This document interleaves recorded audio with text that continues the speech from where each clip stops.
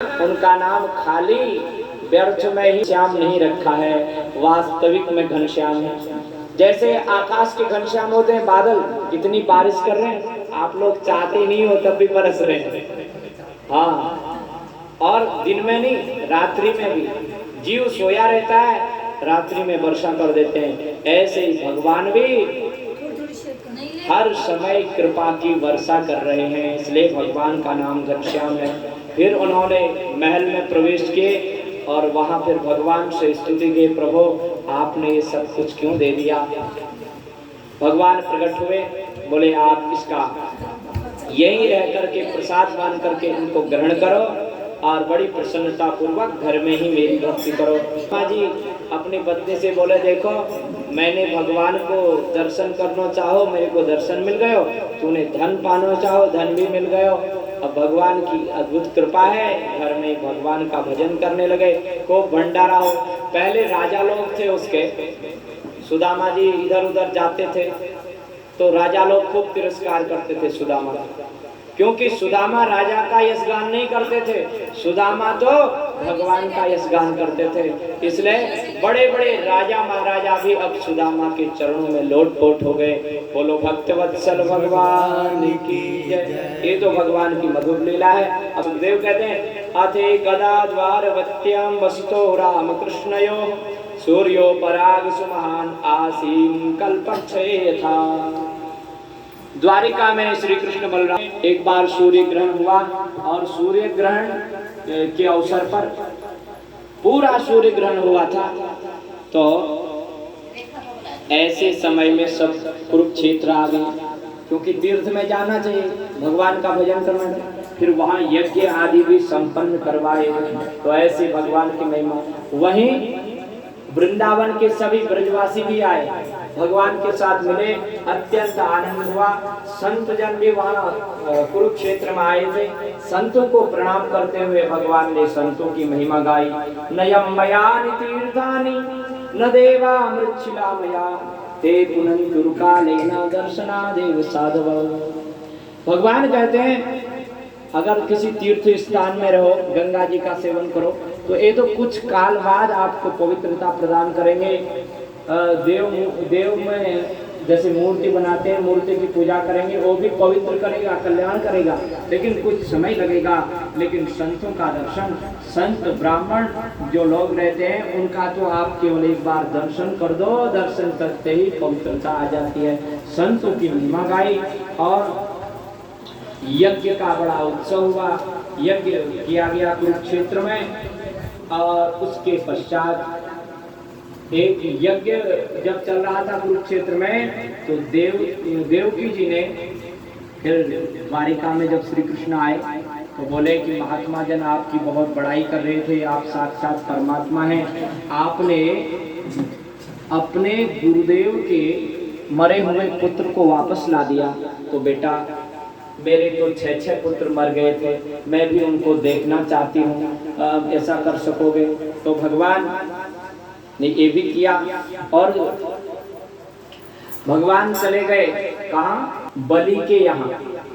बलि ने स्वागत किया, बलि के यहाँ से 6 पुत्रों को लेकर के आए उन मरे हुए। देवकी के पास बोले ये आपके बालक। देवकी जी उनको दूध पिलाने लगे, छोटे से बालक दूध निकल आया और सुखदेव कहते हैं दूध पीते बोले पीत्वामृतम पयस्तस्या पीत शेषम गदाव्रत। भगवान के द्वारा पिया हुआ जो दूध था, ऐसा संत जन कहते हैं जिस समय कारागार में ही देवकी जी ने श्री कृष्ण को दूध पिला लिया था एक बार, अथवा भगवान वहां एक रूप से देवकी के पास दूध पीने आते थे, रोज देवकी को प्रसन्न करते थे। तो देवकी का दूध पिया था भगवान ने, तो वही जूठा दूध जो बचा हुआ था वही उन 6 बालकों ने पिया। पीते ही मुक्त होकर के चले गए। 6 वसु थे तो और वहीं चले गए। उसके बाद में अपने लोक की ओर प्रस्थान के कुरुक्षेत्र में संतों की महिमा सुनने के बाद संतों के चरणों में गए वसुदेव जी। संतों से बोले कि कर्मणा कर्म निर्हारो यथा स्नान तदच्युताम, मैं कैसे यज्ञ किया है, अब मैं ऋण हो गया हूँ, देव ऋण से भी और पुत्र ऋण से भी ऋण हो चुका हूँ। अब मैं उस शास्त्रों का अध्ययन किया, उस ऋण से भी ऋण हो चुका हूँ। फिर भी मैं ऐसा चाहता हूँ, मेरे को अभी भी ज्ञान नहीं हो रहा है, मैं अपने पुत्र आसक्त हूँ। तब उन्होंने कहा गांगम हित्वा यथान्याम्भ तत्रत्यो यात शुद्धये। देखो वसुदेव जी को नारद जी ने ज्ञान दिया, बोले जो तुम्हारे श्री कृष्ण है ना, वो कोई बालक नहीं है, मनुष्य नहीं, वो साक्षात परब्रह्म परमात्मा है, इसलिए अपत्य बुद्धि करना छोड़ दो। उसके बाद कथा आती है कि सुभद्रा जी बड़ी हो गई थी। अब सुभद्रा का विवाह बलराम जी दुर्योधन से कराना चाहते थे, पर श्री कृष्ण अर्जुन से करना चाहते थे सुभद्रा का विवाह। लेकिन बड़े भाई की बात को टाले कैसे, तो अर्जुन को सिखाया कि तुम बाबा बन के द्वारिका और फिर हरण करके हमारी बहन सुभद्रा का हरण करके ले जाओ। सुदामा जी, हाँ ये अर्जुन त्रिगंडी द्वारकांगार त्रिदंडी साधु महात्मा बन करके सुदामा अर्जुन आ गए और वहाँ हाथ देखने लगे, बोले ये तो बड़े चमत्कारी बाबा हैं। बात फैल गई और बलराम जी ने भी बुलाया, खूब स्वागत किया, महल में ले गए और भगवान ने कहा भैया आपने तो महात्मा की बड़ी महिमा सुन रखी है, कुछ हमें भी तो बताओ, बड़े सिद्ध महापुरुष हैं, उनकी सेवा करने का शुभ अवसर हमको मिल रहा है। भगवान बोले तो मेरे को भी तो दो। और बलराम जी के कमरे से, कक्ष से, महल से अपने महल में ले गए, वहीं सुभद्रा देवी भी रहते थे। अब सुभद्रा को बोल दिया कि इनके लिए महात्मा बड़े सिद्ध हैं, इनके लिए भोजन बनाओ। अब भोजन बनाने लगी, खूब खिलाया पिलाया और उनको पता लगने लगा कि ये तो अर्जुन जैसा है। तो एक दिन परीक्षा के लिए उन्होंने बोला अर्जुन चौंक गए कि यहाँ हमारा नाम किसने बोल दिया, कहीं पोल पट्टी तो नहीं खुल रही है। तो अब सुभद्रा समझ गई कि हाँ ये अर्जुन ही है, अर्जुन नहीं होता तो चौंकता क्यों अपना नाम को सुनकर। सचमुच अर्जुन परोसने आए, बोले महाराज बहरूपिया क्यों बने हो। तब बोले कि हम आपको ही, आपके लिए ही बहरूपिया बन रहे हैं, श्री कृष्ण की ऐसी ही इच्छा है। तब तो उन्होंने वरमाला डाली और रथ में बैठे और 1 2 11 वहां से हो गए। तो जैसे ही बैठे तो सैनिकों ने कहा बलराम जी जो बाबा आया था ना वो तो बड़ा ढोंगी निकला, आपकी बहन को उठा के ले गया। इतना क्रोध आया कि दौड़ने लगे। श्री कृष्ण ने कहा कहाँ जा रहे हो, बड़े मुस्कुरा रहे थे। बोले बहन का हरण हो गया, वो बाबा ढोंगी ले गया और तुम हंसते हो। तब वो क्या बोले कि देखो बुला के तो तुम ही लाए थे, हम तो पहले ही कह रहे थे ऐसे नहीं बुलाना चाहिए। तो अब ले गए तो कोई बात नहीं, बोले हमारा कलंक लग जाएगा। अब अगर उसने हिम्मत से ही लिया होगा कुछ विचार करके, यदि उसने युद्ध में हमको हरा दिया कहीं फिर डबल कलंक लग जाएगा, जो नाक अभी बची है वो भी कट जाएगी। तो ऐसा कहा नहीं मैं मानने वाला नहीं। युद्ध करने चले गए और अर्जुन को हराने तक युद्ध किया। अर्जुन सव्यसाची हैं, एक हाथ से रथ चला रहे हैं, एक हाथ से बाण चला रहे हैं, युद्ध भी कर रहे हैं, रथ भी चला रहे हैं। सुभद्रा देवी प्रसन्न हो गई इस कौशलता को देखकर अर्जुन के। बोले मुझे भी मेरे भैया ने रथ चलाना सिखाया है, रथ में चलाती हूँ, आप आराम से युद्ध करो। रथ चलाने लगी। बाद में अर्जुन तो डरने ही वाले थे कि अब बलराम जी आ गए, अब तो मेरा बस नहीं चलेगा। तब तक क्या हुआ, श्री कृष्ण भी आ गए। कृष्ण ने इशारा कर दिया, डरने की कोई आवश्यकता नहीं है, नाटक बहुत अच्छा चल रहा है। और बोल दिया और बलराम जी के पास आए, दाऊ भैया ये आप कह रहे थे कि बहन का हरण वो बाबा करके जा रहा है, मुझे तो ऐसा लगता है कि ये बाबा जी का हरण हमारी बहनें करके ले जा रही है, रथ कौन चला रहा है। तब ध्यान से देखा बलराम जी ने कि रथ तो सुभद्रा चला रही है। कृष्ण ये सुभद्रा को क्या हो गया, यही तो मैं भी विचार कर रहा हूँ कि क्या हो रहा है, यही तो देख रहा हूँ। तो बोले कि देखो मुझे तो ये लगता है कि गांडीवधारी कृष्ण अर्जुन है। आप तो सब समझ गए बलराम जी। बोले कि यदि ये अर्जुन है तो किया कराया हुआ सब तेरा ही है। भगवान भी हंस गए, बोले कि हाँ भैया, बात ये है कि अर्जुन से सुभद्रा बहुत प्रेम करती है और आप जबरदस्ती दुर्योधन से विवाह करा देना चाहते हैं। आप जानते नहीं हैं दुर्योधन कितना दुष्ट है, आगे चल के वो मारा जाएगा, इसलिए इससे पहले अर्जुन से। अच्छा तो तूने मेरे को पहले क्यों नहीं बताई बात? बोले अब जो होना था हो गया। अब तो बलराम जी प्रसन्न हो गए। श्री कृष्ण ने कहा युद्ध विराम, दाव भैया प्रसन्न हो गए हैं, अर्जुन वापस आ गए। अब बड़े लज्जित हो के आए और प्रणाम किया और आते ही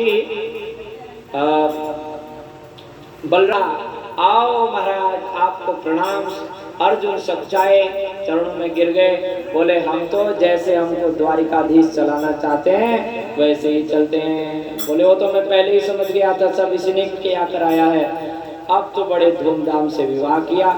ऐसे करके सुभद्रा जी का विवाह, ये परीक्षित ने पूछा था कि मेरी दादी का विवाह कैसे हुआ। सुखदेव बड़े प्रसन्न हुए, वाह भगवान के चरित्र इतने सुंदर हैं कि जो 7 दिन में मरने वाला परीक्षित था अपनी मौत को भूल गया। इसलिए तो कहता है कि आज सुभद्रा जी का अपनी दादी का विवाह मुझे बताओ कैसे हुआ। तो ऐसे विवाह की बात की और उसके पश्चात अब एक बार भगवान समदर्शी हैं, ये कथा जो आएगी आगे उस समदर्शिता का। एक श्रुतदेव नाम के ब्राह्मण रहते थे जनकपुरी में, और जनकपुरी के ही राजा महाराज जनक थे। जो भी राजा होता है जनकपुर का, मिथिला का, वो सभी जनक ही कहलाए, जनक परंपरा के राजा। तो ये जनक हुए, श्रीरध्वज इनका नाम था। और वहां भगवान, अब यहाँ भगवान गए। अब दोनों जनक जी भी एक ही साथ उनका स्वागत करने के लिए एक ही समय में खड़े हैं थाल लेकर के, और दूसरी जगह श्रुतदेव अपनी झोपड़ी में खड़ा है कि भगवान आवे। लेकिन समय एक ही था, कैसे होता। और भगवान के साथ में बहुत सारे ब्राह्मण हैं। सुखदेव जी कहते हैं मैं भी उसी मंडली में था। नारदो वामदेवोत्री कृष्णो रामो सितो अहम बृहस्पते कण्वो अहम बृहस्पति कण्वो मैत्रेयश्च वनादयः। नारद, वामदेव, अत्रि, कृष्ण माने वेदव्यास जी महाराज, मेरे पिताजी, परशुराम, असिति, अरुणी, अहम माने मैं, सुखदेव, स्वयं सुखदेव जी कहते हैं मैं भी उधर गया था उस समय।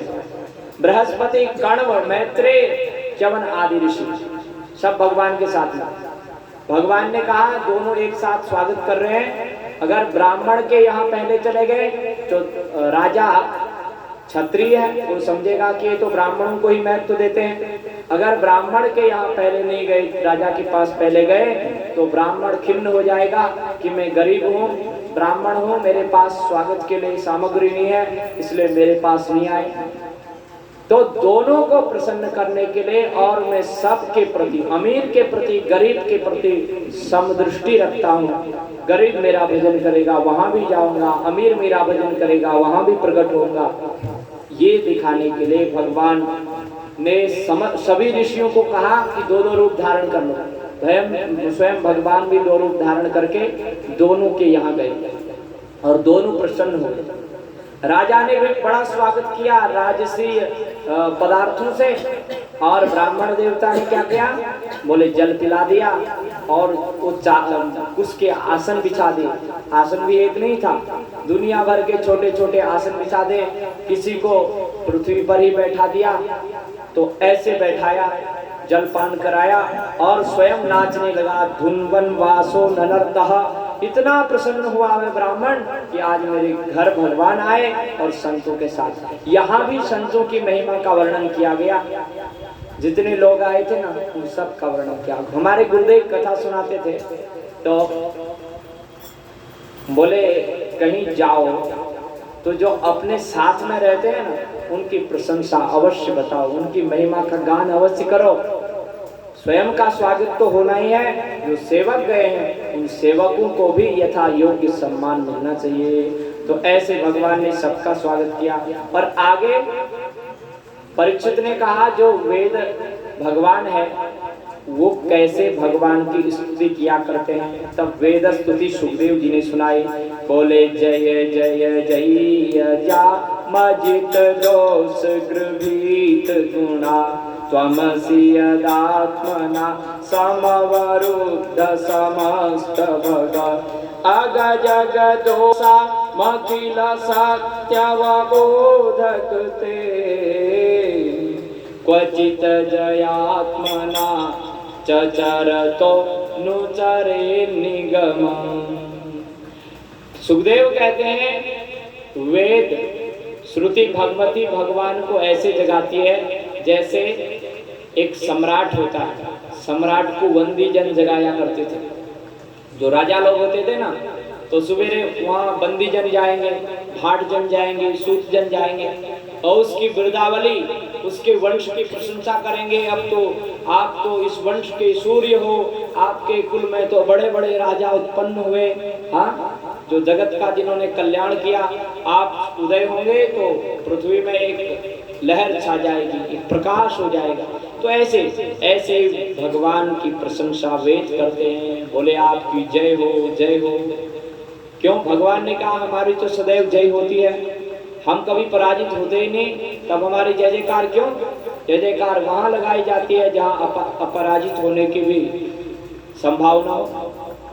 जहां वोट कम होते हैं ना, लगता है पार्टी जाने वाले, तो वही लोग ज्यादा जिंदाबाद के नारे लगाते हैं। तो भगवान कहते हैं हमारी तो कभी पराजय होती ही नहीं, तब हमारी जय जयकार क्यों? तो वेद स्तुति कहती है अजित, आप तो अजित हैं, आपको कोई नहीं जीत सकता। ना के ना जीता, आप किसी के द्वारा जीते नहीं जाते। पर आप कहते हैं ईश्वर सर्वभूतानां हृदय से तिष्ठति। आप कहते हैं मैं जीवों के हृदय में रहता हूँ, वहाँ मेरा राज्य है। पर इस हृदय में काम क्रोध लोभ मद आदि तो दिखाई देते हैं, विकार तो दिखाई दे रहे हैं, पर आप ऐसा लगता है आप पराजित हैं, आप बंद हो गए हैं, कैद हो गए हैं, आप नहीं दिखाई देते। इसलिए जय जय का मतलब हमारे हृदय में अपना उत्कर्ष बढ़ाओ, इन काम क्रोध लोभ मोह मत मात्सर्य आदि विकारों को नाश करो। अजाम मायाम जही, जो माया है उसको नष्ट कर दो प्रभु, जिसके कारण जीव भटक रहा है। भगवान कहते हैं माया तो मेरी गुणमयी है, देवी हेसा गुणमयी मम माया दुरत्या, मेरी माया गुणमयी है, मैं इसको क्यों मारूं। तो श्रुति भगवती कहती है कि ये माया के गुण ऐसे ही हैं जैसे ग्रभित दोष ग्रभित गुणा। जैसे कोई ठगने वाला होता है, उसके पास पैसे तो बहुत होते हैं, खूब पैसा है, लेकिन बाद में वो आप ही लोगों से मांगेगा कि 10 रुपए तो दे दो, मैंने कितना अच्छा खेल दिखाया। और आप कहोगे अभी तो तुमने 50-50 के 2-2 हजार के नोट दिखाए, वो कहाँ गए? बोले वो तो सब नकली थे। तो ऐसे ही आपकी माया भी नकली पदार्थों को दिखाती है, वास्तव में असली नहीं है। प्रभु आप जीव का जो अच्छा बढ़िया स्वरूप है, ईश्वर अंश जीव अविनाशी चेतन अमल सहज सुख राशि, तो ये सहज सुख राशि जो जीव है ये दर दर भटक क्यों रहा है? इसलिए प्रभु आप इस दोष से बचाए। अखिल दोष ग्रभीत गुणाः, तो प्रभु अखिल सत्यवबोधकते, अपनी सत्यता का बोध करा दीजिए। और जब जीव को बोध हो जाएगा तो फिर आपका स्वरूप स्वयं ही प्राप्त कर लेगा। कहते हैं कि जीव है तो परमात्मा का अंश, माया ऐसी है कि उसने जीव को मलिन कर दिया। कैसे संतजन एक उदाहरण देते हैं, बोलते हैं कि शेर का बच्चा तो शेर ही होता है, लेकिन वो भेड़ों के साथ में एक दिन किसी कारणवश मिल गया, भेड़िए के साथ में रहने लगा, तो भेड़ों के बीच में शेर का बच्चा भी मिमियाने लगा। ऐसे ही रहता रोज, लेकिन एक दिन शेर ने पकड़ लिया, ये तो मेरा बच्चा है। और शेर ने कहा तो मेरा बच्चा, बोले आपका बच्चा मैं कैसे हो सकता हूँ? तो उन्होंने कहा मेरा बच्चा है, इसलिए आप में इतनी ताकत है, मेरे में कहाँ है, मैं तो डरता हूँ। बोले ताकत है तुझे पता नहीं, आप में कितनी ताकत है महाराज? उसने मारी कूद, एक हाथी आ रहा था, हाथी को ही पछाड़ दिया। बोले ये ताकत, इतनी ताकत मेरे में भी होगी? बोले हाँ, क्यों नहीं। तो जैसा संग होता है ना, संसार का संग जीव इतना कर लेता है, इतनी आसक्ति कर लेता है कि अपने स्वरूप को भूल जाता है। एक दिना वन में बस के, बनराज की नारिनी नाहर जायो, काहु गडरिया की संग लगो, ताने वाही को भेड़न बीच चरायो, भूल गयो कुल कर्म सबे, जब बड़ो ही भयो तब खूब चरायो। ऐसे ही आत्मज्ञान बिना नर भूल के ब्रह्म से जीव कहायो। ऐसे ही जो वेदस्तुति है उसका एक एक श्लोक बड़ा मार्मिक है, अद्भुत है, उसकी तो अलग से व्याख्या करें तो उसके लिए भी अनेक शास्त्रों का अध्ययन, अनेक बार उसको गुरु जी के पास हम श्रवण करेंगे, तब कहीं जाकर के वेदस्तुति की पूरी महिमा हम आपको सुना पाएंगे। तो वेद स्तुति, वेद भगवान ऐसे भगवान की महिमा का गान करते हैं। सुखदेव कहते हैं परीक्षित, एक बात परीक्षित ने कहा गुरुदेव कि एक बात मैं आपसे पूछूं। बोले क्या? जितने भी 3 देवता हैं, एक ब्रह्मा विष्णु महेश, लक्ष्मीपति भगवान नारायण हैं, उनकी जो पूजा करता है वो प्रायः निर्धन होते हैं, और जो महादेव शंकर बिल्कुल फक्कड़ हैं, शमशान भूमि में रहते हैं, शरीर में भी कोई आभूषण नहीं पहनते। भगवान नारायण तो कौस्तुभ मणि पहनते हैं, श्रीवत्स को धारण करते हैं, और ये तो फक्कड़ देवता, इनके जो भक्त होते हैं बड़े अमीर होते हैं। ऐसा क्यों? देवासुर मनुष्येषु ए भजन्ति शिवम शिवम प्रायस्ते धनिनो भोजा न तो लक्ष्म्या पतिम हरिम।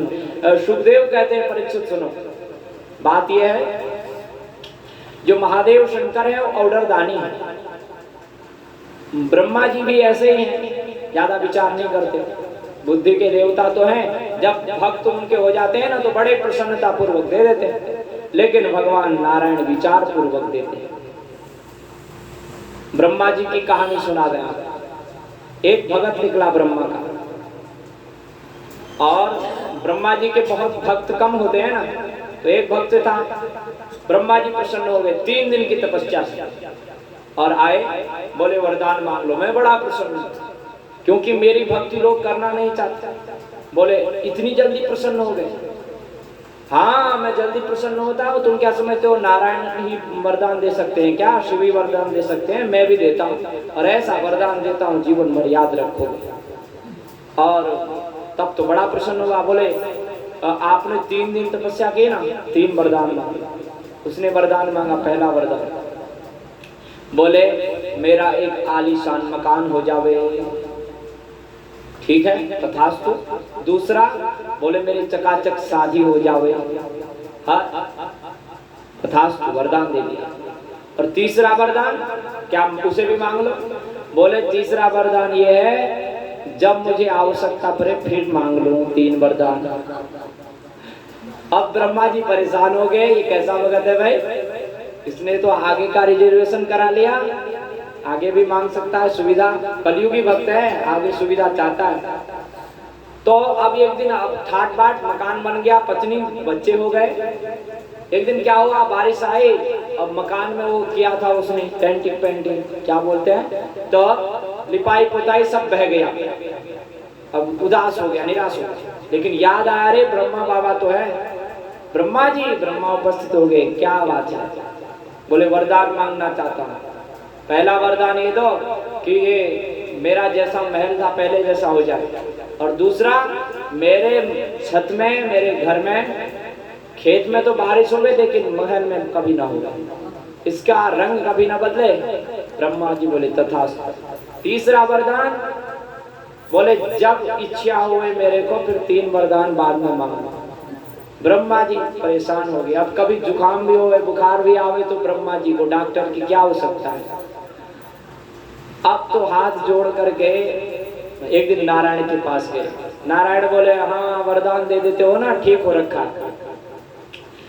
अब ब्रह्मा जी बोले कि मैं बड़ा परेशान हूँ प्रभु, उस भक्त से मेरा छुटकारा करो। तब भगवान उसकी जिह्वा में बैठ गए। अब ब्रह्मा जी वरदान देने के लिए गए। उसने कहा पहला वरदान दो कि संसार से मैं विरक्त हो जाऊं। दूसरा वरदान बोले कभी किसी वस्तु की इच्छा न हो और भगवान के चरणों में मेरी प्रीति हो जावे। और तीसरा वरदान मेरी मुक्ति हो जावे। ब्रह्मा जी बोले भाई बहुत अच्छा, मेरा पिंड छोड़ो, तुम मुक्ति मांगो, भक्ति मांगो, सब, पर मेरे से दूर हो जाए। तो ऐसे तो है ब्रह्मा जी, और वैसे महादेव। एक भस्मासुर नाम का राक्षस था, घूम रहा था। नारद जी से बोला बाबा जी किसकी तपश्चर्या करें ताकि जल्दी से प्रसन्न होकर के वरदान पा जाए। बोले महादेव की कर लो, ये ऑर्डरदानी है, जो मांगना चाहो दे देते हैं, आशुतोष तुरंत प्रसन्न होने वाले।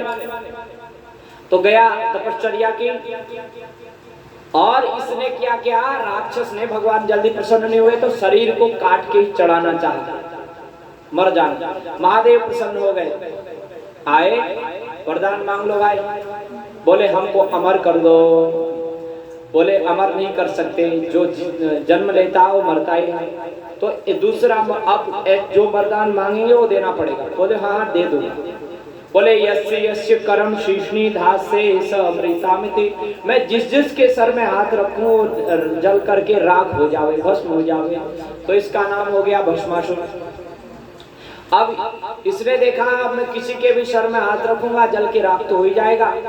देखा बगल में गौरी जी खड़ी हैं, बैठी हैं वृषभ में। तो गौरी हरण लालसा, कहने लगा इस बाबा के पास में ये तो भस्म लगाए हुए है, गले में सर्प की माला, गंदा, इतनी सुंदर स्त्री को रखता है अपने साथ में, ये तो मेरे पास होनी चाहिए। तो गौरी हरण की लालसा जागृत हुई, तो महादेव के ही ऊपर हाथ रखने के लिए गया। महादेव जी दौड़े, भगत क्या कर रहे हो? बोले वो कर रहा हूँ, प्रैक्टिकल देख रहा हूँ कि आपका वरदान सत्य है या नहीं है।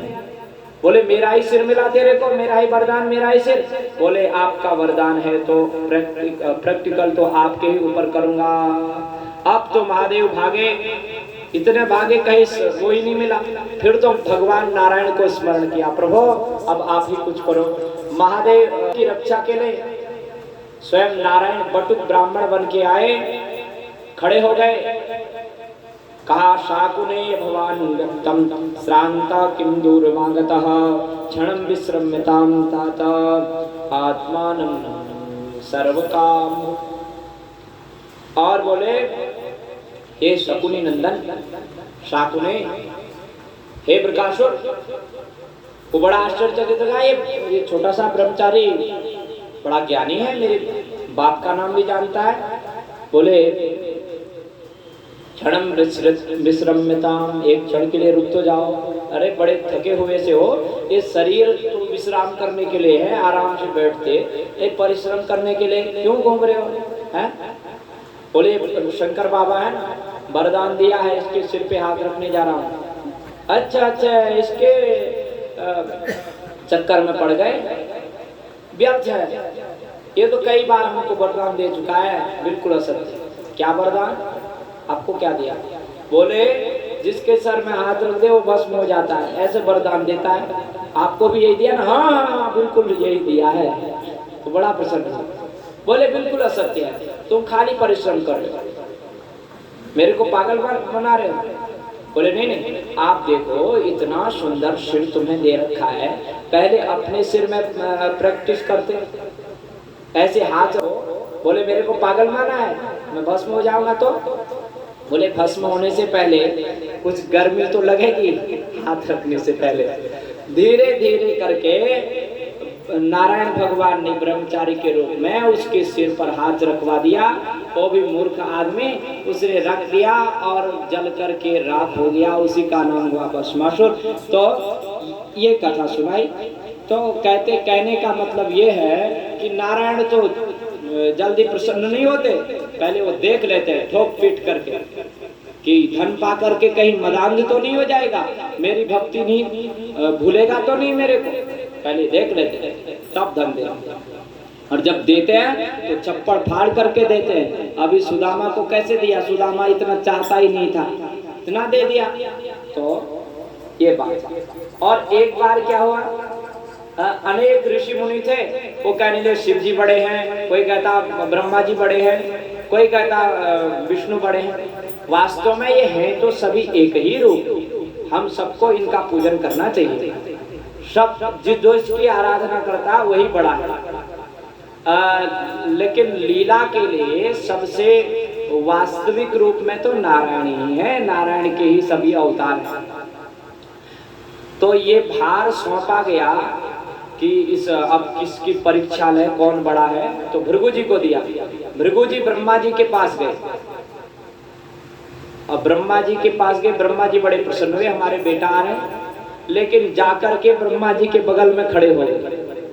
ब्रह्मा जी को क्रोध आने लगा कि मेरा बेटा मेरे को प्रणाम भी नहीं करता, मेरी बगल में आसन में खड़ा हो जाता है।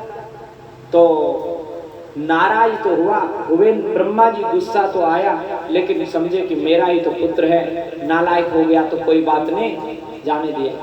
वह समझ गए कि इनको क्रोध आया है। और उसके बाद में कैलाश में चले गए। कैलाश में गए तो महादेव तो आलिंगन करने के लिए, भाई हैं, छोटे भाई हैं, भृगु ने भाई को गले लगाने के लिए गए। और भृगु ने कहा जाए शमशान में रहने वाले मरे हुए लोगों की राख लगाने वाले, मेरे को छूना मत, बड़े अपवित्र हो। ऐसा जैसे ही कहा तो महादेव को ऐसा गुस्सा आया, त्रिशूल लेके दौड़े। पार्वती जी ने पकड़ लिया, इसलिए फंस गए। तो समझ गए कि इनको भी क्रोध आ रहा है। नारायण के यहाँ गए, क्षीर सागर में शयन कर रहे थे। तो जाकर के भृगु जी ने लात मार दी, बोले सोते रहते हो हा? तो भगवान ने क्या किया, उठ के खड़े हो गए और बोले अतीव कोमलोतात चरणों में महामुने इत्युक्त्वा विप्रचरणो मर्दयन् श्वेन पाणि। हाथ से पैर को सहलाते हुए बोले हे ब्राह्मण देवता, मेरी छाती बड़ी कठोर है, यहाँ आपने लात मारी लग गई होगी, लाओ मैं इसे सहला देता हूँ। ऐसे बोले तो भृगु जी ने बोले कि प्रभु आपके बराबर कृपालु भक्त वत्सल कोई हो नहीं सकता, इसलिए घोषणा कर दी कि मेरे दृष्टि में तो भगवान नारायण के समान कोई देव नहीं है। बोलो भक्त वत्सल भगवान की। एक बार द्वारिका में वहाँ एक ब्राह्मण था, भगवान सभा में बैठे थे, एक बालक मृतक बालक को लेके आया। वो कहता है कि देखो इस द्वारिका में तो पता नहीं क्या हो गया, कृष्ण के रहते बलराम के रहते यहाँ का राजा उग्रसेन मेरे ख्याल से बड़ा दुष्ट है, तभी तो हमारे बालक मर रहे हैं और कोई रक्षा नहीं कर पा रहा, 10 बालक मर गए। सब चुपचाप सुन रहे थे, खूब गाली बक रहा था वो ब्राह्मण। अर्जुन को क्रोध आ गया। अर्जुन ने कहा कि हे ब्राह्मण देवता, ये लोग तो नपुंसक हैं, ये कुछ नहीं करेंगे तुम्हारे लिए। मैं देखो अभी तुम्हारा पुत्र लेके आता हूँ। ना हम शंकर सनो ब्रह्मन न कृष्ण कारष्ण रे बचो अहम वा अर्जुनो नामा गांडीवम यस्य वेदनो। मैं अर्जुन नहीं हूँ, मैं बलराम नहीं हूँ, मैं कृष्ण नहीं हूँ, मैं अनिरुद्ध परिद्युम्न भी नहीं हूँ, मेरा नाम है अर्जुन, जिसके हाथ में गांडीव नाम का धनुष रहता है, मैं अवश्य लाऊंगा। तो जब पुत्र होने वाला था अर्जुन को कह दिया अब भाई मरने से बचाओ, नहीं बचा पाया। अब पहले तो मृतक पुत्र तो रहता था कम से कम बालक, इस बार तो बालक ही गायब हो गया। तो अर्जुन मरने के लिए तैयार हो गए चिता में। ब्राह्मण खूब गाली करने लगा, उसको भी बोलेगा नपुंसक। तो कृष्ण को बोलता था कि वो कुछ नहीं है, बलराम को गाली देता था, अब देख तू कुछ कर पा रहा। अर्जुन ने चिता बनाई, मरने को तैयार। भगवान बोले क्यों मरने जा रहे हो भाई, हमें तो पूछ लो, चलो मेरे साथ। और गए कहाँ गए? तो कहते हैं एक भौमा पुरुष है, वहां गए। भौमा पुरुष भगवान का ही रूप है। वहां गए, भौमा पुरुष की स्तुति की। भौमा पुरुष ने कहा आपका जो लीला का समय है अब पूरा हो चुका है, इसलिए आप अंतर्धान होने के लिए अब वापस आ जाओ, और तुमको बुलाने के लिए ही मैंने इन बालकों का हरण किया है, इन बालकों को ले जाओ।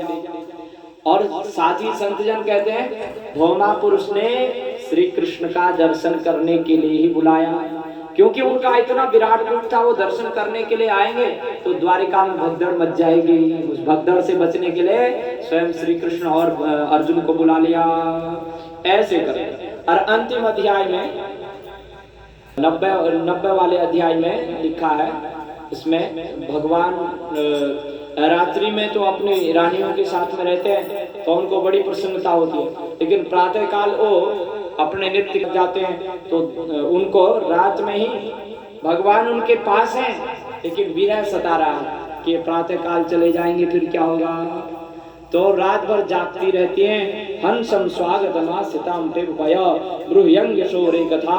अनेक प्रकार के पक्षियों को कहते हैं आप क्यों जाग रहे हो, क्या आप भी हमारी तरह विरह में भटक रहे हो। ऐसे करके अध्याय है। और अब एकादश स्कंध में प्रवेश करते हैं। एकादश स्कंध मुक्ति स्कंध है। इसमें प्रथम में ही कथा आती है कि जो यदुवंशी बालक हैं उन्होंने ब्राह्मणों का अपमान कर दिया, और ब्राह्मणों का अपमान करने से ब्राह्मणों ने शाप दे दिया कि तुम्हारा विनाश हो जाएगा। अपमान क्या किया? जाम्बवती पुत्र जो साम्य था ना, उसके पेट में कपड़ा बांध के दे गए, बोले इनका पुत्री होगी या पुत्री हमारी भाभी जी हैं, बताओ। उन्होंने कहा हमसे मजाक करते हो, इसके गर्भ से एक ऐसा मूसल होगा जो तुम्हारे सारे कुल का विनाश कर देगा। और उसके बाद संतों का आगमन कम हो गया। वसुदेव जी के पास एक दिन नारद जी आए। नारद जी ने उनका स्वागत किया और बोले कि अब हमें कुछ ज्ञान की चर्चा कहिए। तब नव योगेश्वरों ने जो उपदेश महाराज यदु को दिया था वही सुना दिया। बड़ा अद्भुत उपदेश है। महाराज यदु ने प्रश्न किया था, महाराज जनक जी ने प्रश्न किया था कि दुर्लभो देहो देहिनां क्षणभंगुरः तत्रापि दुर्लभम वंदे वैकुंठ प्रिय दर्शनम। इसमें मानव शरीर की महिमा है कि मानव शरीर अत्यंत दुर्लभ है और साथ ही क्षणभंगुर है। इसलिए इस मानव शरीर को प्राप्त करने के बाद भी आप जैसे संत महात्माओं का दर्शन तो अत्यंत दुर्लभ है। इसलिए हमें अपने आत्म कल्याण की बात कहिए, बताइए। उसके बाद में नव योगेश्वरों ने एक एक करके ज्ञान की चर्चा की, और वास्तव में जो ज्ञान श्रीमद् भागवत में है, इन्होंने 24 अवतारों की भी कथा कही। कहते हैं ममता का त्याग करो आदि प्रकार से उन्होंने ज्ञान दिया। समय का अभाव है, इसलिए नव योगेश्वरों को प्रणाम करते हुए आगे बढ़ गए। और वसुदेव जी को ज्ञानोपदेश नारद जी के माध्यम से श्री कृष्ण ने कराया। उपदेश तो स्वयं भी कर सकते थे, लेकिन स्वयं क्यों नहीं किया? क्योंकि वसुदेव जी की श्रद्धा श्री कृष्ण के प्रति ज्यादा नहीं है। वो अपना पुत्र ही मानते हैं, और पुत्र पिता को उपदेश करे और पिता सुने ही ना, तो इसलिए जनक जी के माध्यम से कराया। और दत्त भगवान के उद्धव जिस समय श्री कृष्ण परम धाम को जा रहे थे, उद्धव जी उनके चरणों में आए और उद्धव जी को भगवान श्री कृष्ण ने ज्ञानोपदेश दिया। दत्तात्रेय जी के 14 जो गुरु हैं, 24 जो गुरु हैं, उन गुरुओं के माध्यम से ज्ञान प्रदान। अद्भुत ये इसमें ज्ञान है।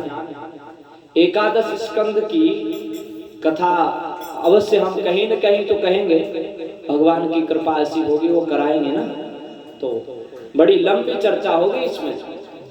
तो ऐसे है। फिर आगे चल करके भगवान ने जब उद्धव को ज्ञान दिया और प्रभाषस क्षेत्र, उसके बाद द्वारिका वासियों में जो लोह का पिंड था ना, और जाम्ब के उधर से प्रकट हो गया। उन्होंने कपड़ा खोल के देखा, उसको उन्होंने क्या किया, बोले अब तो गलती हो गई है, इसको पीस डालते हैं। समुद्र के किनारे पीसने लगे।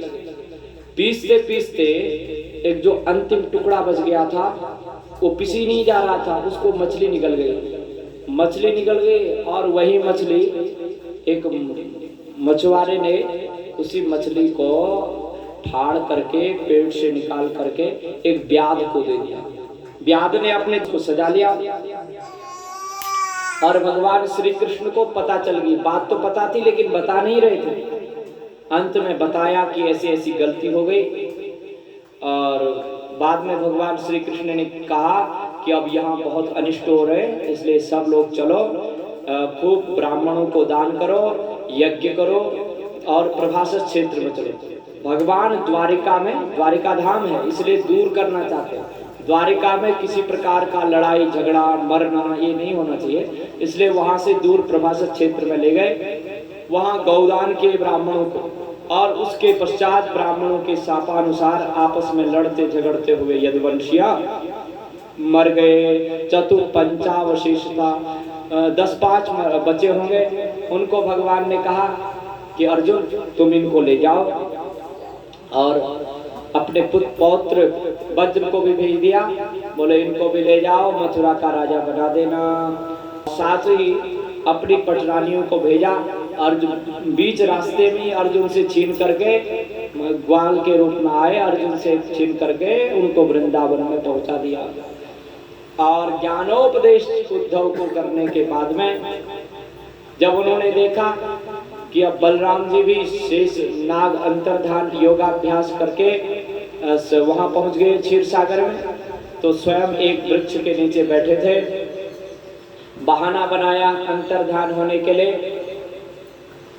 एक व्याध था, देखा कि एक मृग है, मानो भगवान के चरण को ही उसने मृग मान लिया। पैर के ऊपर पैर रख के भगवान ऐसे बैठे थे, तो लाल लाल तलवार मृग जैसा दिखाई दे रहा। उसने बाण चलाया, वही बाण जिसके ऊपर वो लोह पिंड का लगा हुआ था।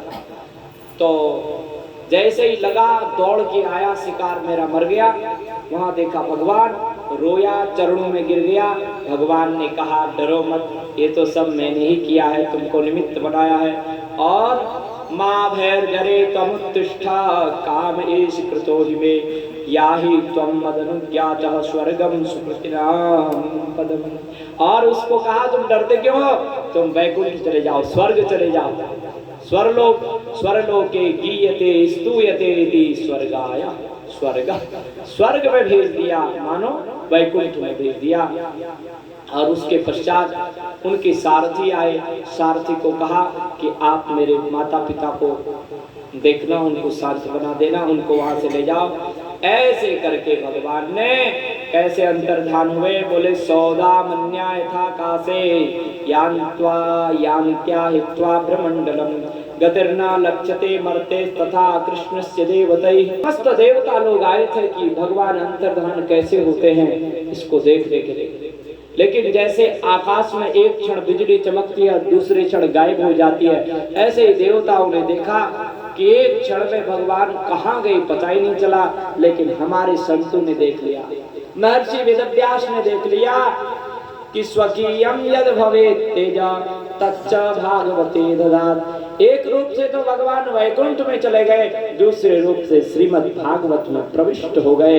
इसलिए तेने यम भागवती मूर्ति प्रत्यक्षावर्तते हरे। श्रीमद् भागवत महापुराण की जय। भागवत के रूप में साक्षात भगवान इस कलिकाल में जीवों का कल्याण करने के लिए प्रकट है। अब 12 स्कंद, 11 स्कंद मुक्ति स्कंद है, ज्ञान का स्कंद, और 12 स्कंद है आश्रय।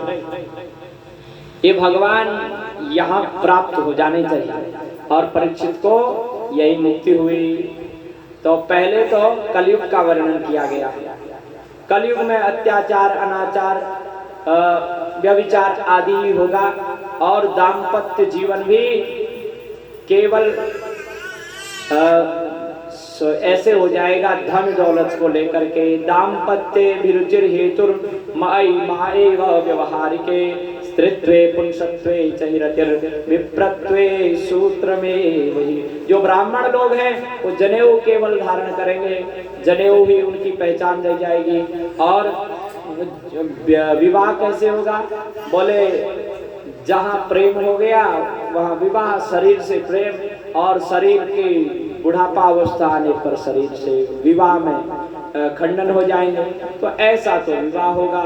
और अत्याचार, अनाचार, पापाचार, ये सब कुछ जब बढ़ता ही चला जाएगा, फिर कली युग समाप्ति की ओर होगा, उसको बोलते हैं घोर कलयुग। उस समय भगवान फिर से प्रकट हो जाएंगे कलयुग के कली के रूप में। बोलो संभस्य संभलग्राम मुख्यस्य ब्राह्मणस्य महात्मनः भवने विष्णु यशसः कलकिर प्रादुर्भविष्यति। संभल ग्राम में, जो कहते हैं मुजफ्फरनगर के आसपास में है, तो वहाँ ब्राह्मण परिवार में भगवान का प्रागट्य होगा। भवने विष्णु यशसः, विष्णु यश नाम के ब्राह्मण के यहाँ प्रकट होंगे भगवान कल्कि के रूप में। बोलो कल्कि भगवान की जय। लेकिन आजकल के जो लोग होते हैं ना, तो भगवान कब प्रकट होंगे वो तो दूर रह गए, लेकिन कल्कि धाम अब बना लिया गया है और उसके माध्यम से खूब धन दौलत लूटने का काम चालू। इसलिए भगवान धन दौलत लूटने के लिए नहीं है। अरे भगवान को पाकर के भी संसार के पदार्थों को ही पाना चाहे, ये कोई ठीक बात थोड़ी है। तो कल के भगवान तो समय पर आएंगे, भक्तों का कल्याण करेंगे। तो ऐसे करके राजनीतिक लोगों ने आज ही कल की भगवान के लिए स्थान चुन लिया है। अब उस स्थान में प्रकट होवे तो भगवान की कृपा, नहीं तो दूसरे स्थान में प्रकट होंगे तो उनका स्थान धरा का धरा रह जाएगा। तो ऐसे करके भगवान प्रकट हुए। युगों की गणना की गई है और इस कलयुग की भी आयु 4,32,000 है। अभी तो कलयुग का प्रथम चरण है, इसलिए कभी उत्थान होता है, कभी बस जैसे बीच में धर्म का बहुत ह्रास हुआ, फिर तुलसीदास जैसे बड़े बड़े महात्मा यहाँ पे पधारे जिन्होंने हिंदुओं को जगाया। और इस समय भी कुछ ऐसा लग रहा है, लेकिन बीच बीच में ऐसे महात्मा भगवान ही साक्षात प्रकट होंगे उनके रूप में, और बीच बीच में धर्म की वृद्धि होती रहेगी, इसलिए निराश होने की कोई बात नहीं। अब राजा परीक्षित को अंतिम उपदेश कर रहे हैं, कहते हैं राजन अब आपको मृत्यु का भय तो नहीं है? परीक्षित बोले कोई भय नहीं है। त्वं तु राजन मरिष्यति पशु बुद्धिं मिमां जहि न जात प्राग भूतोद्या देह त्वं न मुञ्चसि। राजन परीक्षित को समझाते हुए सुखदेव कहते हैं, परीक्षित जो बुद्धि तुम्हारी पहले थी कि मैं 7 दिन में मर जाऊंगा, मुझे क्या करना चाहिए? अब उस पशु बुद्धि का त्याग करो, क्योंकि न तो तुम पैदा हुए हो न तुम मरोगे। अब तुम ही बताओ तुम्हारा क्या होगा? मरोगे? बोले नहीं नहीं, मैं शरीर हुई नहीं, शरीर को डसेगा सर्प, मेरे को डस ही नहीं सकता, मैं तो अमर आत्मा हूँ। अंतिम उपदेश यही है कि अहम ब्रह्म धाम ब्रह्माहम परमं पदम एवं समीक्षन्नात्मानं आत्मन्याधाय निष्कले। मैं ही ब्रह्म हूँ, अहम ब्रह्मास्मि, यह उपदेश कर दिया। अहम ब्रह्मास्मि तत्त्वमसि प्रज्ञानम ब्रह्मा अयम आत्मा ब्रह्मा।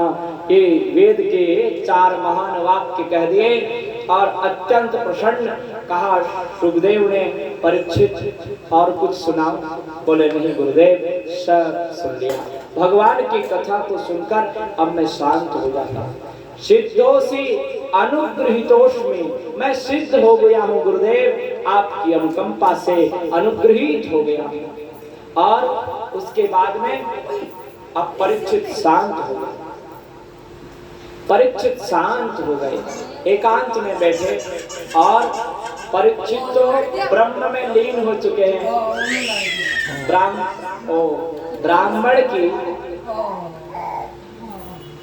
ब्राह्मण के शापानुसार तक्षक श्राप आया, तक्षक सर्प आया और उसने परीक्षित के शरीर को डस लिया। परीक्षित तो पहले ही जा चुके थे, लेकिन परीक्षित का शरीर भस्म हो गया और जगामः भिक्षु भी साकम नरदेवेन पूजितम। परीक्षित ने सुखदेव जी का पूजन किया और सुखदेव जी सबके देखते देखते भिक्षुओं के साथ में गए और कुछ देर बाद तो सिद्ध थे ना, सिद्ध पुरुष, सुखदेव जी दिखाई नहीं दिए। सिद्धों का जन्म तो होता है लेकिन उनका मरण कभी नहीं होता, वो अमर रहते हैं। इसलिए सुखदेव जी सिद्ध हैं, आज भी विचरण कर रहे हैं स्वर्ग लोक में, आकाश में, पृथ्वी में, सर्वत्र सिद्ध विद्यमान है। जो द्वादशाक्षर मंत्र 7 दिन तक 7 रात्रि जब करेगा उसको सिद्धों का दर्शन होगा, उसी को सुखदेव जी का भी दर्शन हो सकता है।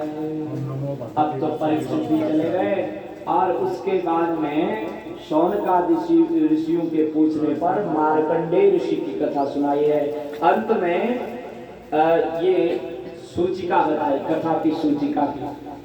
प्रथम स्कंद में मंगलाचरण, फिर कुंती स्तुति, भीष्म स्तुति और परीक्षित की कथा, सुखदेव का आगमन। द्वितीय स्कंद में परीक्षित को अभय प्रदान किया। चतुश्लोकी की भागवत, विदुर जी का चरित्र, विदुर उद्धव संवाद, मैत्री विदुर संवाद तृतीय स्कंद का विषय। चतुर्थ स्कंद में शिव पार्वती जी का विवाह और ध्रुव जी का चरित्र, पृथु चरित्र। पंचम स्कंद में पृथु राजा की कथा, भरत जी का चरित्र, ऋषभ भगवान का चरित्र और नरकों का वर्णन। आगे चल करके अजामिल की कथा छठे स्कंद में और वृत्र का चरित्र और सप्तम स्कंद में प्रहलाद जी का चरित्र। अष्टम स्कंद में मनवंतरों की कथा, समुद्र मंथन की कथा और बलि का चरित्र। नवम स्कंद में सूर्य और चंद्रवंश का वर्णन। दसम स्कंद में भगवान प्रकट हुए, बाल चरित्र की लीलाएं, रास लीला और साथ ही मथुरा गमन लीला और फिर मथुरा से द्वारिका गमन लीला और फिर अंत में भगवान श्री कृष्ण ने जो यज्ञादि कराए सुदामा का जी का चरित्र। और एकादश स्कंद में नवयोगेश्वर और जनक जी का संवाद, वसुदेव और नारद जी का संवाद, श्री कृष्ण उद्धव संवाद।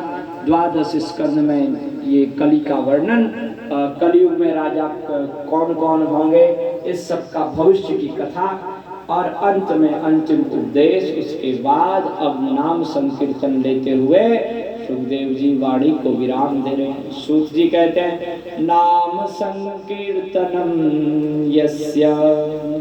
अब मेरे साथ में आप इस अंतिम श्लोक को बोलेंगे, नाम संकीर्तनम यस्य, नाम संकीर्तनम यस्य सर्व पाप प्रणाशनम, सर्व पाप प्रणाशनम, प्रणामो दुःखमना, प्रणामो दुःख समना, तम नमामि हरिं परम, तम नमामि हरिं परम। सुखदेव जी का वंदन किया, व्यास जी का वंदन किया और परीक्षित का वंदन किया।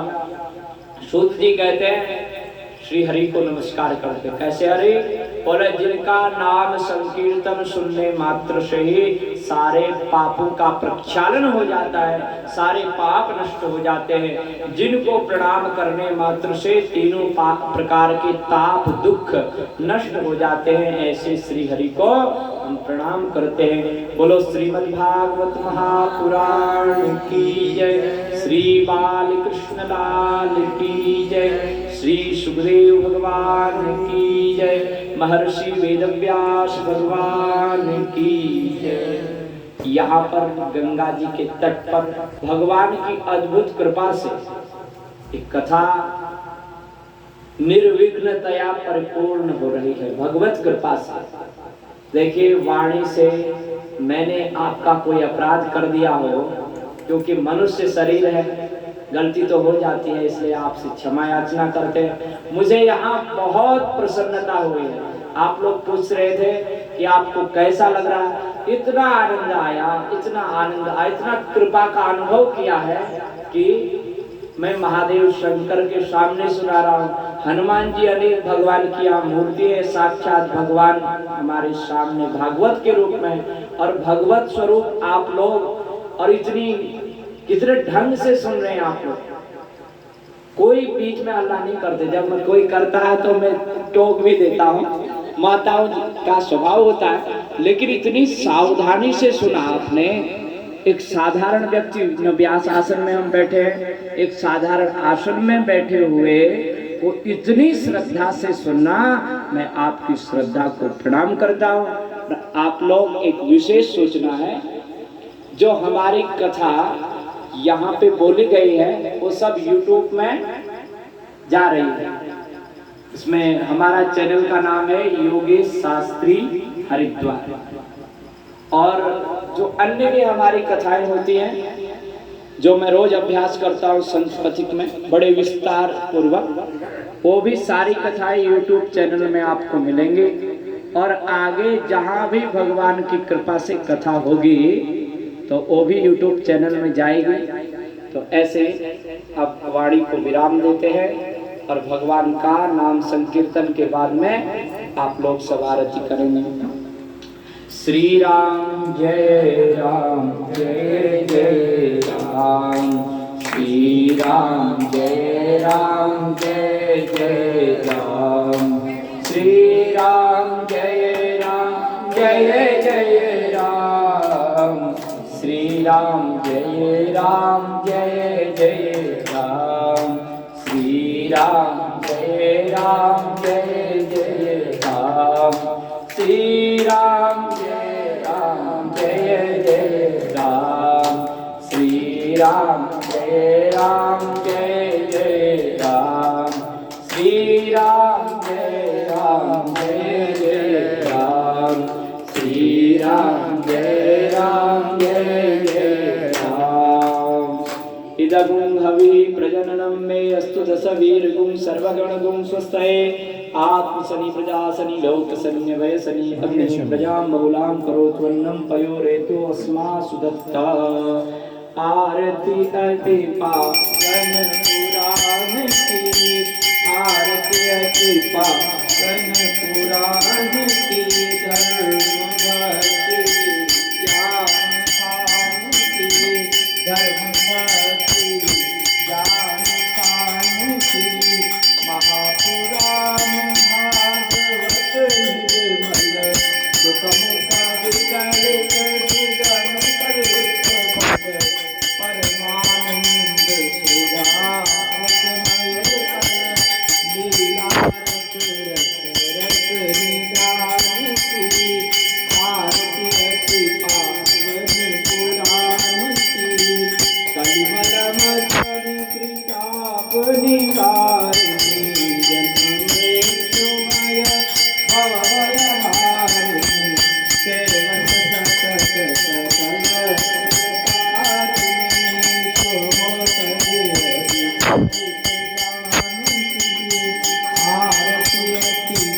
आरती अति पावन पुराण की, आरती अति पावन पुराण की, विजय विलास विभो अविनाश, निर्मल विलास संतासिनी, भगवत रहस्य प्रकाशिनी,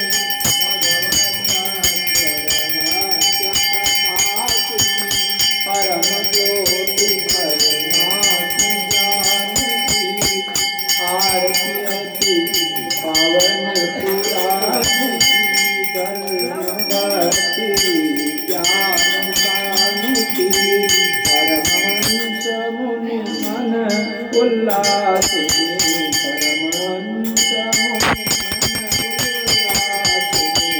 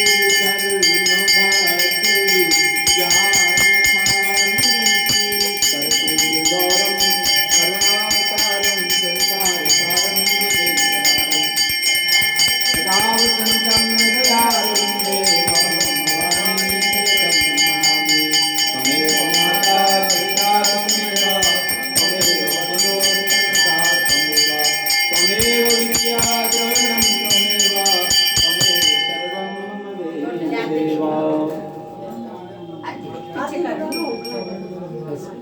आरती लेनी है या वैसे करनी है? ये चॉकलेट को डलवा पकड़ ले बैठ। चॉकलेट डलवा दीजिए।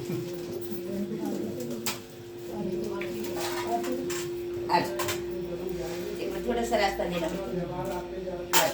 ओम ब्रह्मार्पणं ब्रह्मविर्ब्रह्माग्नौ ब्रह्मणोऽहं ब्रह्मेव तेन गन्तव्यं ब्रह्मकर्म समाधिना अन्नं ब्रह्मार्षोष्मे भोक्ता देवो महेश्वरः एवं याचान्ते सर्वदोषे निवृत्ते ओम सेनावतु सेनोर्नक्तु सेवीर्यं प्रवाहे तेजस्विनावधीतमस्तु मा विद्विषावहे ओम नमः पार्वती पते हर हर महादेव। ऐसी कृपा करना मेरे को 40 दिन की बात सुनो। जी जी बिल्कुल ऐसी कृपा करना दोनों में अवश्य यही सुन लेंगे। यही सुनेंगे। हाँ, इसी में सुनेंगे। बिल्कुल। अंकल दोनों मियां बीवी क्यों सब सुनेंगे? हम भी सुनेंगे। नहीं संकल्प ये लोग लेंगे। बाकी हाँ, सब पंडित जी भगा देना। नहीं संकल्प ये लोग लेंगे। संकल्प तोड़ देंगे। हाँ बिल्कुल बड़ी कृपा हो गया। उनका है। बड़ी इच्छा हमारी। ये लोग हाँ। आप समय निकालना तो किसी को दिए होंगे। कार्तिक का महीना सबसे बढ़िया। ठीक ठीक हाँ ना ज्यादा सर्दी है ना गर्मी है ना मंगसर के 10 दिन, कार्तिक के 30 दिन, मंगसर के 10 दिन, पूरे 40 दिन, ठीक 10 पाठ डेली। हाँ हाँ बिल्कुल अवश्य सुनिए। सकल है ये। हाँ संकल्प है। हो गया दादाजी के नाना जी। चलो हाँ बोलो अभी ले। एक ही जगह बांटेगी प्रसाद। कटिया बताइए निकालिए मेरा पैसे उठ गए थे खाए दिए सारे।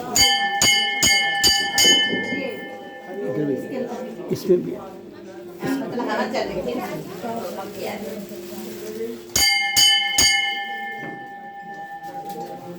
मैं क्या निकालना?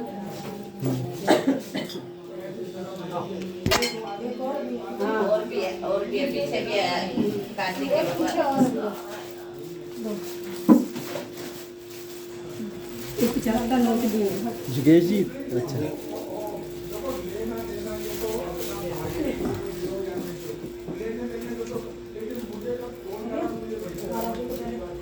लिया। ये सबसे आशीर्वादों से पवित्र हो जाए। और भर दिया। भोग तो लगा दो पंडित जी। लगा लग दिया। गया आंटी, वो तो पौधे से खुशबू जा रही है भगवान को। अंजिम से जो है। हमारा भाव बना रहे इस आशीर्वाद। वो ठीक हो गया लगा दी इस पे दवाई लगा दी इसकी वहाँ भी कथा होती है। वो डमुड़ी लड़ी थी इससे क्या ये नहीं इसके लगी डमुड़ी ने डंक मारा इसके अच्छा अच्छा बच गए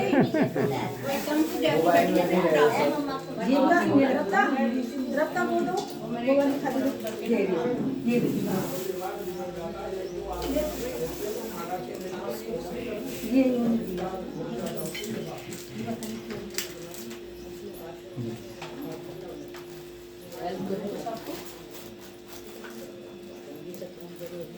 ये ले आओगे आप?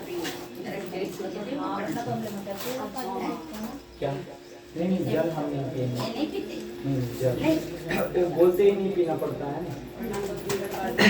तो ये और नहीं ले लो। अभी तो फिर वहाँ रख दो गिर जाएगा ये। मार या फिर पी लो कुछ। नहीं वो कुसुम का है। फिर मक्खी लगी। ये रख।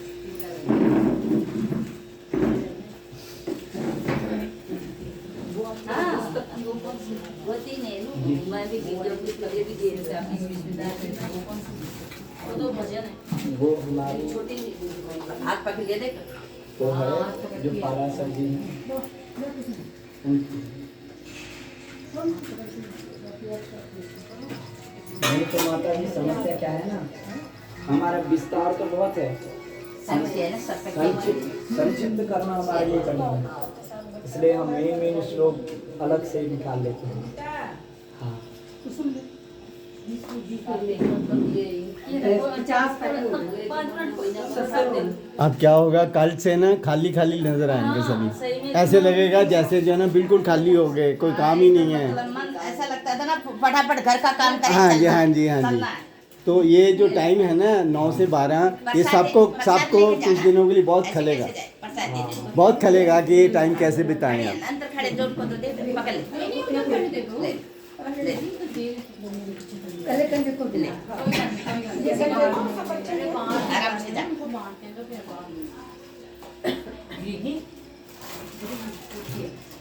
ये बहुत खड़ी तरह पीछे इसको पकड़ा है। बच्चा है ना छोटा। जाओ लोग के जाओ, मतलब बच्चे वाली है ना, छोटे बच्चे आसान करी लेके फिर कान फाड़ दिया, कदे कुछ फाड़ दिया, देख तो ये बच्चे कदे कान फाड़ा, कदे बाल फाड़ा उसके। भैया माँ का कभी पता रहता है कैसे आसान जाएगी, जाएगी, जाएगा बच्चे ने